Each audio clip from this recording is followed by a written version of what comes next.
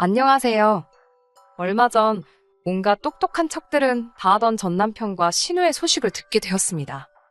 어떻게 지내고 있는지 사실 하나도 궁금하지 않았는데 듣고 나니 속이 마치 시원한 냉수 한 잔 먹은 것처럼 시원해져서 사연을 안 적어 보낼 수가 없겠더라고요. 신우하고는 결혼 전 처음 만났을 때부터 안 좋았어요. 성격이 제가 여태껏 만나왔던 사람들 중에 역대급으로 개차반이었거든요.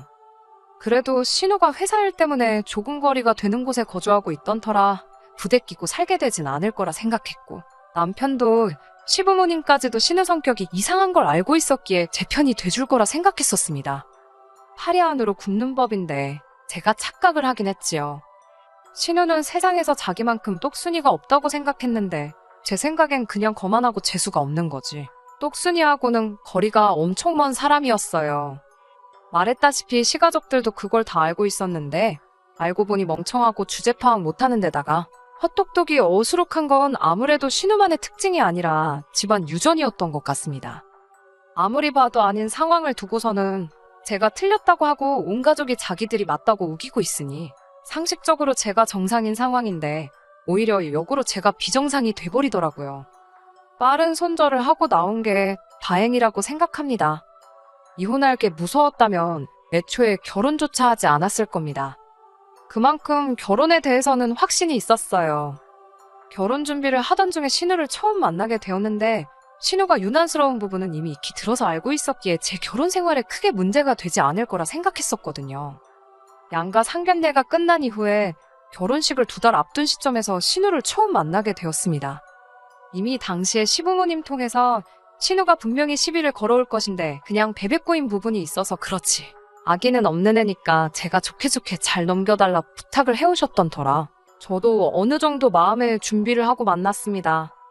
그래도 제가 회사 생활하면서 싹싹하고 사회생활 잘한다는 이야기를 자주 들어왔던 터라 웬만한 진상들 상대하는 법도 잘 알고 있어 신우 기분 맞춰주는 건 일도 아니라고 생각했거든요.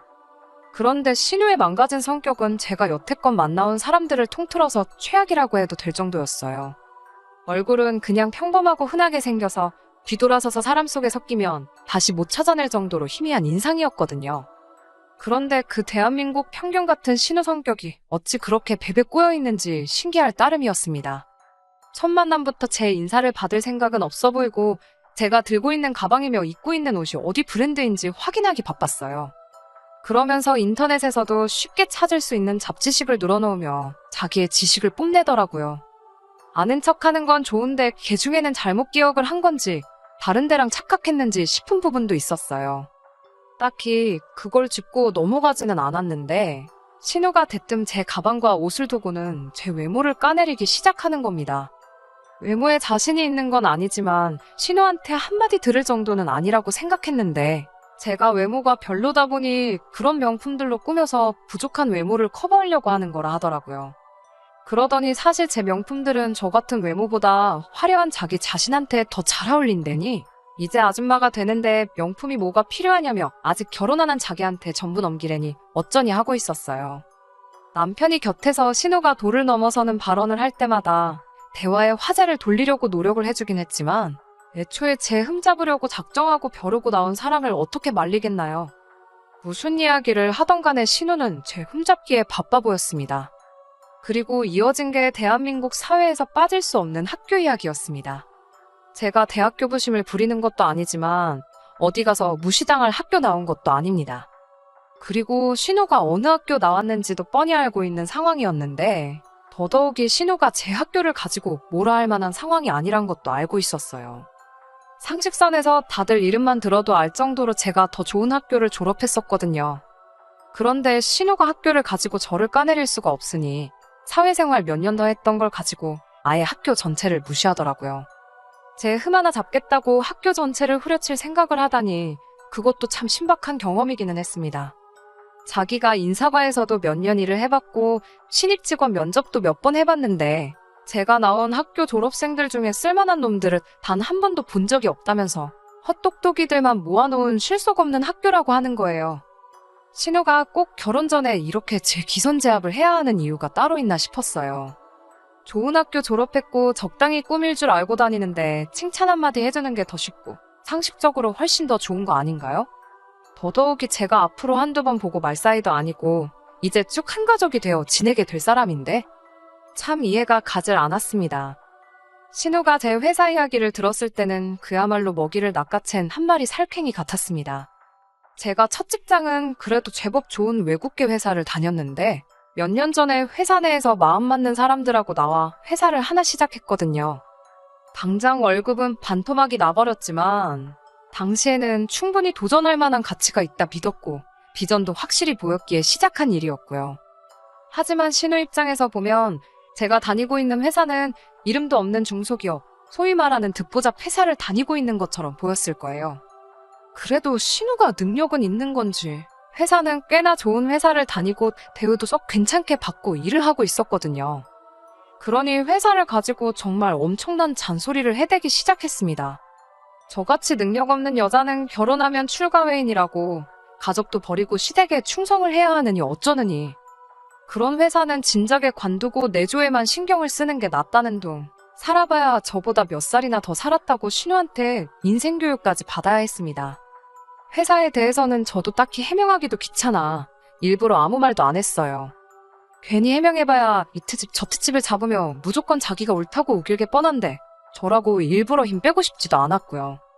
신우와의 첫 만남 자리가 고역이긴 했지만 그래도 어느 정도 마음을 먹고 나간 자리였기에 못 버틸 정도는 아니었습니다. 어차피 한 귀로 듣고 한 귀로 흘릴 생각하고 나간 자리였으니까요. 남편도 어느 정도 신우를 자제시키려 드는 모습을 보여줬고 만남이 끝난 뒤에는 시부모님한테 전화와서 신우 만나느라 고생했다.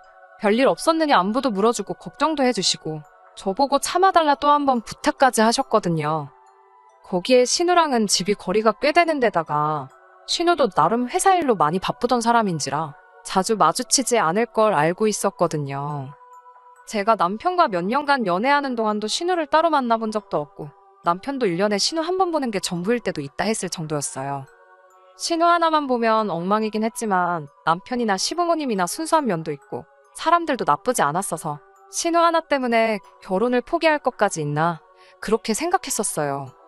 그래도 결혼 후에 신우 덕을 본 게 있어요. 제가 전업주부가 되지 않고 계속 경력을 유지하겠다는 사실을 알고는 신우가 어디 돈 잘 버는 남편 덕을 보려고 난리법석을 떨었거든요. 지 동생이 힘들게 벌어온 돈으로 제가 친정 호강시키는 꼴은 못 보겠다나요. 제가 당장 머리가 적은 건 사실이었지만 먼저 다니던 회사에서 적당히 모아놓은 돈도 있었고 결혼도 반반 결혼하게 된 마당에 어처구니 없는 소리를 하는 거나 마찬가지였지요. 그때도 그냥 신우 조용히 시키기 위해 그렇게 하기로 했다 말아라 그런 소리를 하길래 저도 애초에 원래부터 각자 버리는 각자 관리하고 싶었었다고 세게 나갔어요.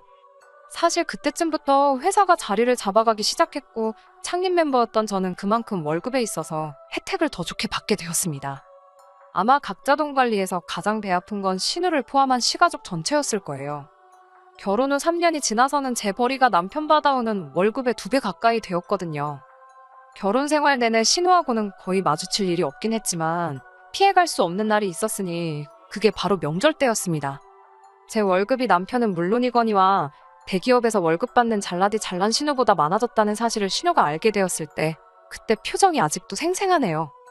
명절에만큼은 멀리서 오는 신우 편하라고 가족 모임을 저희 집에서 가졌었거든요. 매번 명절 때마다 돈도 못 벌면 집에서 살림이나 하는 게 여자의 도리 아니겠냐며 잘난 척을 했었거든요. 그러면서 매번 제 씀씀이 가지고 잔소리하려고 올 때마다 제가 새로 산 가방이나 옷 같은 게 있는지 저녁 먹으면 제 옷방 겸 서재로 쓰던 방을 뒤지는 게 신우의 패턴이었거든요. 그때 일부러 제 연말정산 자료를 컴퓨터 화면에 띄워놨어요.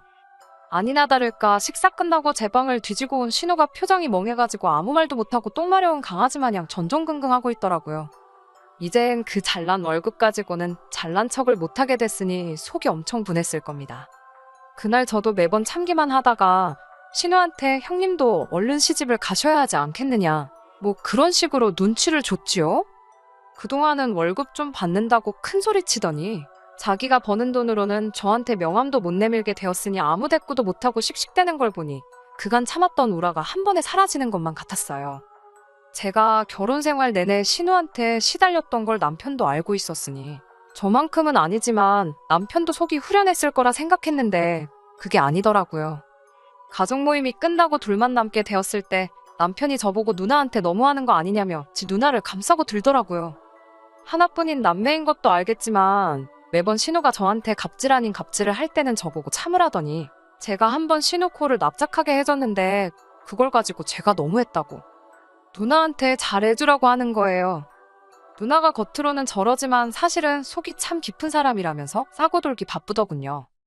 중간 입장에서 아내와 누나가 사이가 나쁘니 마음고생했을 건 이해되지만 그 잘못이 보통 신우한테 있었는데 항상 제가 참아야 되고 신우한테 제가 먼저 잘 해줘야 한다는 식으로 말하니 서운하긴 서운했습니다.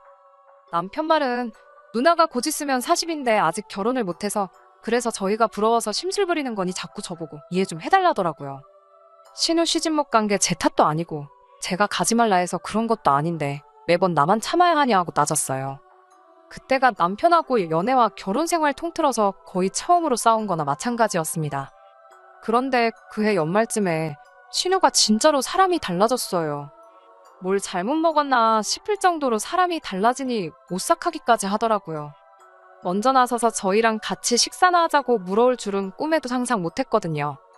알고 보니 신우가 난데없이 결혼을 전제로 만나는 사람이 생겼다더라고요. 새삼 사랑의 힘이 대단하구나 싶기는 했습니다. 인간말 종 같던 신우가 자기 남편 될 사람이 저희를 만나보고 싶어 한다는 말에 자리 한번 만들어 보겠다고 애를 쓰는 모습을 보고 있으니 말이지요.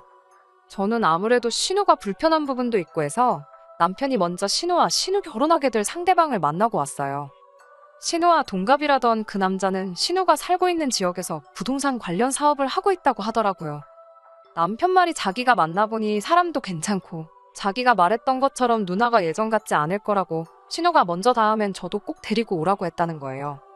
그러면서 남편이 그날 있던 이야기를 주저리 늘어놓는데 제가 듣기에 조금 수상적인 부분이 한두 가지가 아니었습니다. 농담 조금 섞자면 신우랑 결혼을 하겠다는 것부터가 정상적인 사람처럼 보이지는 않았거든요. 그런데 그런 걸 떠나서 조금 석연찮은 부분이 한두 가지가 아니었어요. 그래도 신우가 회사도 좋은데 다니고 모아놓은 돈도 상당한 걸로 알고 있어서 더더욱 저는 의심스러웠습니다. 남편은 저보고 진짜 실망이라며 제가 그런 성격인 줄 몰랐다고 하더라고요. 누나가 드디어 좋은 사람 만나서 결혼하겠다는데 그게 그렇게 안 이꼽냐는 식으로 나오는 겁니다. 그런 게 아니라 돌다리도 두드려보고 건너는 게 좋지 않겠냐고 좀 수상적인 부분이 있어서 그런 거라 했더니 남편이 그럼 자리를 피할 게 아니라 저보고 직접 만나보면 어떻겠냐고 하더라고요. 그렇게 실제로 신우가 결혼하겠다는 그 사람을 만나게 되었는데 오히려 그때 그 의심이 확신이 되었습니다. 처음에는 인상도 푸근하니 좋은 사람처럼 보이긴 했어요. 제가 진짜 과민 반응을 했나 싶을 정도로 정상적인 사람이었는데 사람이 술이 들어가면 본성이 나온다더니 자기가 자기에 대한 비밀이 하나 있다면서 말해주겠다고 하더라고요. 자기가 사실 이름만 들어도 다 아는 정치인의 혼외자라는 사실을 말해왔습니다. 그리고 이쪽에서 부동산 쪽 일을 하고 있는 이유도 이쪽에 대규모로 도시개발 및 산업단지 개발 계획이 향후 5년 내로 있을 건데 자기 아버지가 비자금도 만들고 할 겸 해서 자기를 이쪽으로 보낸 거라 하더라고요.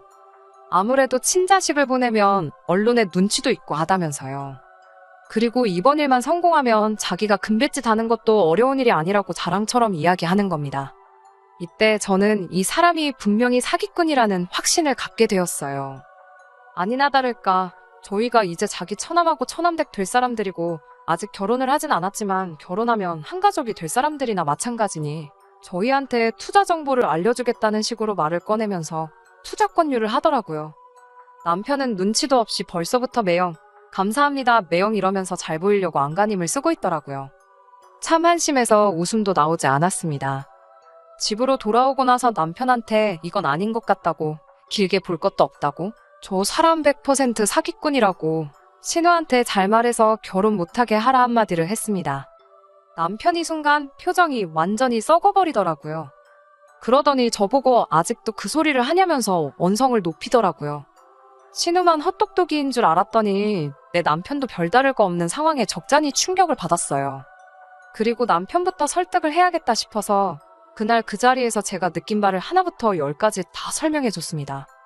애초에 언론 눈치 보는 아버지가 정체를 숨기기 위해 자기를 보냈다는데 그 비밀을 우릴 언제 봤다고 말해주는 것부터가 말이나 되냐고 했지요.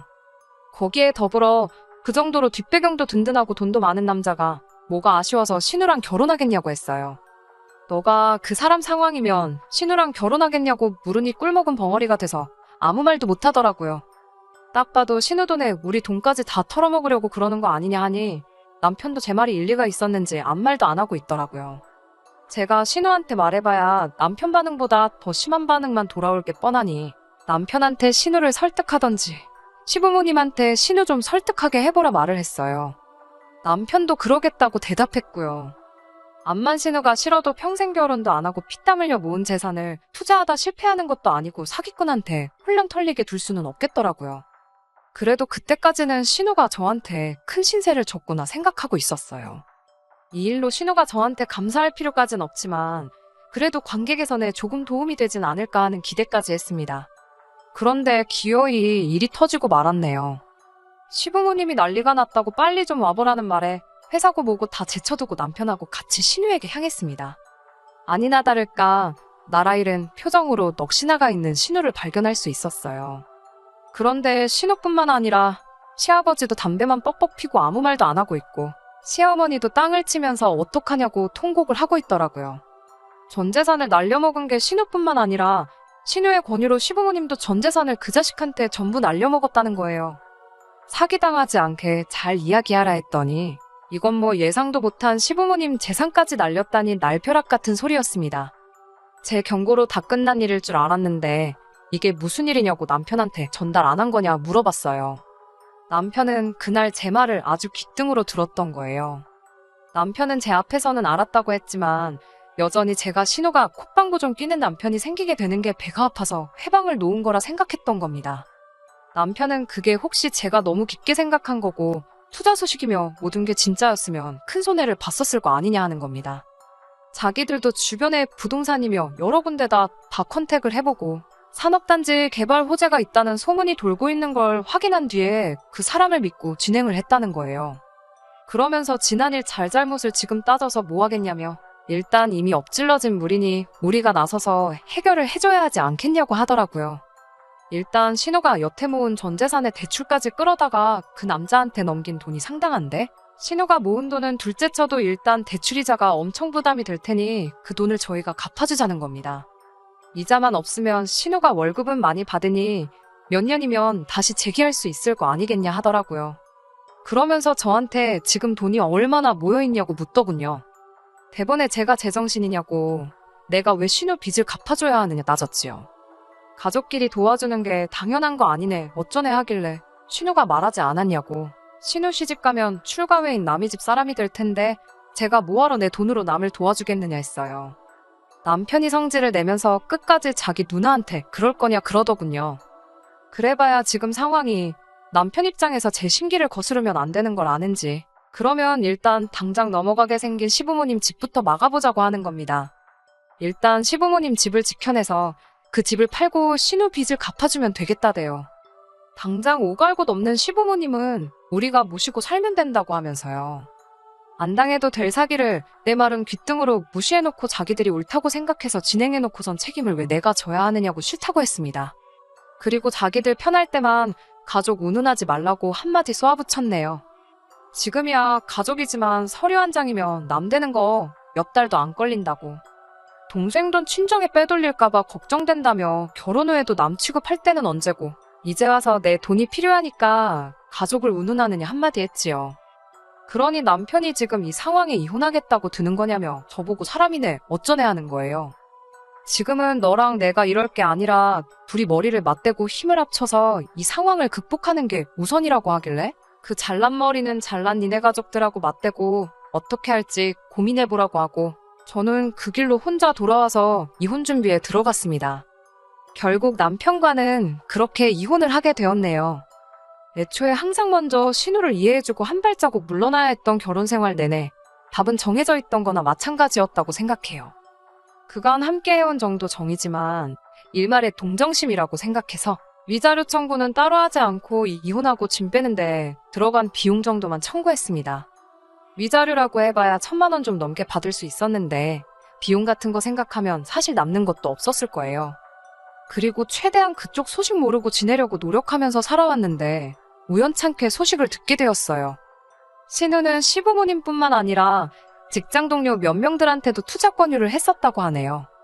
그중에서 저처럼 사짜 냄새 맡은 사람들은 다행히 아무런 피해가 없었지만 그 중에는 신우나 남편처럼 그 사람이 진짜라고 믿었던 사람이 있었나 봐요.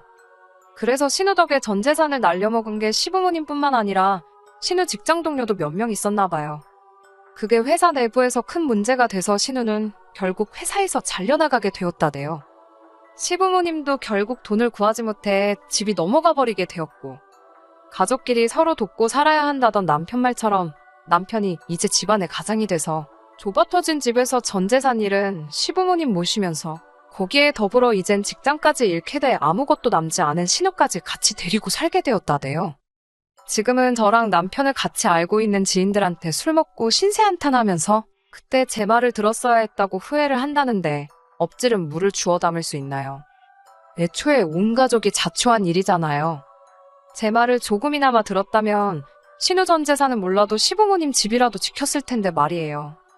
그래도 오래같이 지내온 사람이니 어느 정도 동정심은 들지만 여전히 이혼을 결심하고 실행에 옮긴 제 자신이 잘했다는 생각이에요.